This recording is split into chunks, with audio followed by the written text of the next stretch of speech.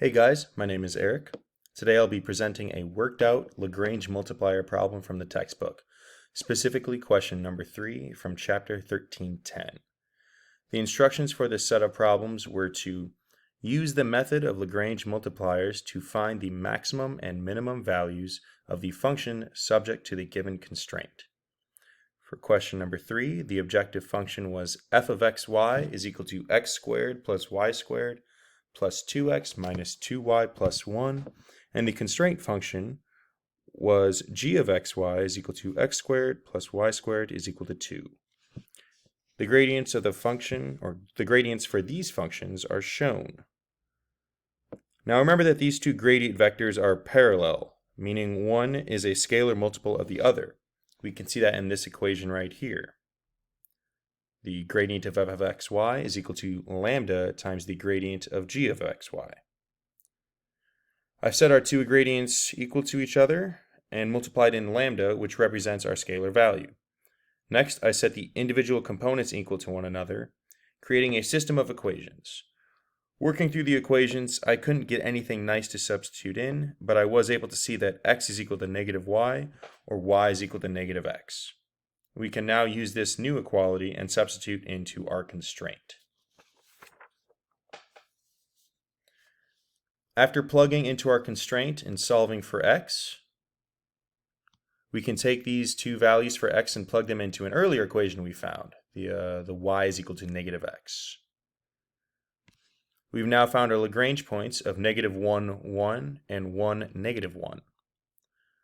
Plugging these values into our objective function, we find output values of negative 1 for negative 1, 1, and 7 for 1, negative 1. We can't just assume these values are our minimum and maximum. We need to check. Let's see if negative 1 is our minimum. To check, we will pick points on either side of the constraint, on either side of the Lagrange point, but are still in the same quadrant as the Lagrange point.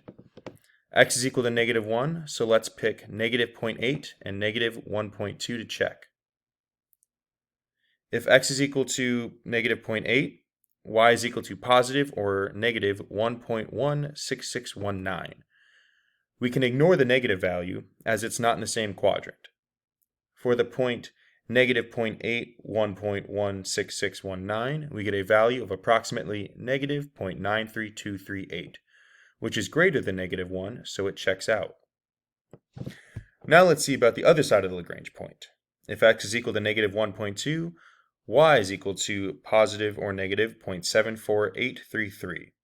We can again ignore the negative value as it's not in the same quadrant. For the point negative 1.2, 0.74833, we get a value of approximately negative 0.89666, which is greater than negative 1, so it also checks out.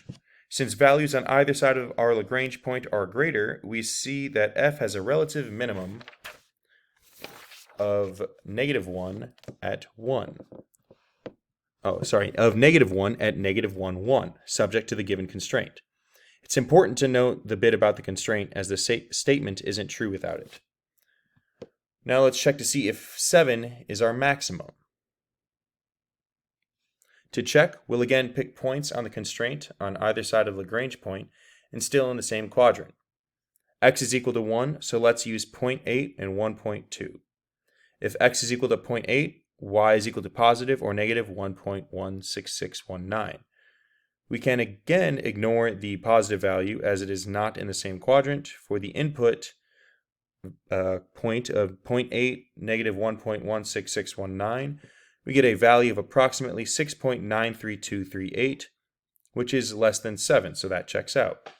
For the other side, if x is equal to 1.2, y is equal to positive or negative 0.74833. For this point, we get a value of approximately 6.89666, which is less than 7, so that also checks out. Since values on either side of our Lagrange point are smaller, we see that f has a relative maximum of 7 at 1, negative 1, subject to the given constraint. For these types of problems, I think it's important to know the formula that sets the two gradients equal to each other. That's this one right here, number 1. It's also important to remember to check values on either side of the Lagrange point, but in the same quadrant, and adding in the subject to the given constraint in your written statement. Thanks for listening to me, guys.